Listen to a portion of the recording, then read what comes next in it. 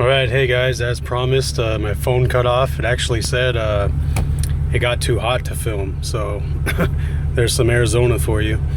Anyway, I don't quite remember where I left off because after my phone stopped recording, I went in and uploaded the video, which took well over an hour. So I knew I was somewhere here in the driver's seat talking about these gauges. So yeah, right now in low light conditions it looks good, but the moment you get out in the sun you cannot see the numbers, and I am very, very disappointed in that. Again, I don't think it's install error. Not sure what, I really don't know what it is. I looked online and my initial thought was that maybe the ground or the power wasn't adequate, so I was thinking maybe, it was like low voltages causing a low light level condition. But based on what I've read online, if that were the case, the gauges wouldn't be reading correctly, and I don't believe that to be the case. So I don't know. I'm at a loss. If you guys have any experience with this, please let me know, because most of what I've seen online, which always has to be taken with a grain of salt, but most of what I've seen online, people are complaining that these gauges are too bright, and that is definitely not the case with me. So again, if you guys have any feedback, let me know. One thing that I thought was interesting, let's see if I can get it to focus in here. You see where right now the vacuum reads about 20. Here on the access port, it's actually reading -8, and that's, a negative number as well down there.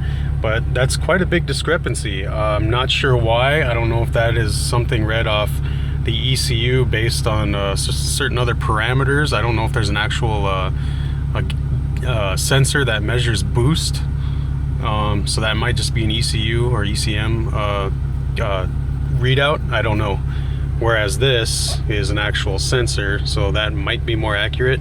Regardless, after the tune, I'm hitting about 17 psi as recorded by the access port, and that does show up accurate on here when I do reach positive boost, or the positive numbers. There's no such thing as negative boost.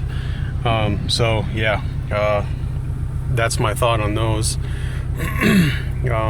So just looking for feedback, and I can't remember exactly what I said in my previous video, because again, that was started over an hour ago, and that was my third attempt in trying to make a video. So if I repeat myself and sound redundant, I'm sorry, but anyway, I'll show you the numbers. So this is the you see Goodspeed performance. There's the power curve from the dyno, the readout, and you can see there the corrected power is 290 horsepower, as well as the torque. Come on, focus. 290 pound-feet of torque. So there are the numbers.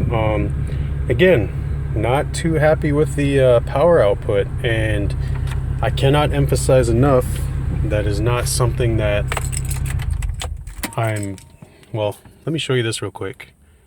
You see how dark those gauge faces are? I mean, that very well could have something to do with it as far as how dim those lights are. I don't know. I just don't know.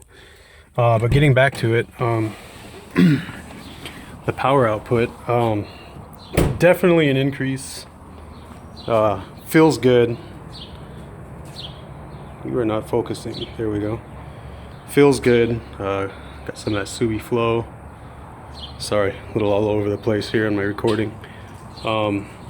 Definitely an increase. Just, I want more. That's the bottom line. Nothing wrong with the tune, nothing wrong with the service, nothing wrong with the installs. I just want more power. So my final goal for this is I want an IAG stage 2.5 block. It's a closed deck.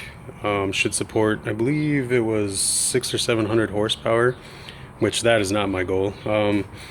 I want to get the full race up pipe and down pipe, and sent an email to Paul. I don't know how you say his last name, Leung, not sure, probably butchering that, from Yumi Sport, because he has interest and experience with the EFR, Borg Warner 7163, and he said the twin scroll is the holy grail for this for the Subarus. If I remember correctly, I think I don't know, you get a better spool than a full bolt-on stage 2 car, and upwards of 500 horsepower on E85 and about 400 on 91. So that's my final goal. So this is temporary. Hopefully I knock it out of the park with real estate to be able to complete my other goals, but that is yet to be seen. And let's see, I'll probably make another video going over some of the issues I had with the install. The up pipe was, it actually all went smooth except for that was a bitch to put in, which I thought would be really easy because it's sitting right there on the top, but I'll get more into that on a different video. But anyway, that's the car as it sits. I'll be doing little things here and there, probably more IAG engine, small details, nothing major. I'm happy with the car, happy with the tune. I know that sounds, well, are you happy or are you not happy? Yes, I am happy with it. It is very cool. Sounds good. It performs, but it's definitely not my end goal as far as power. Not bashing any parts at all, because they're all fantastic. Just power hungry. Call me greedy, but power hungry.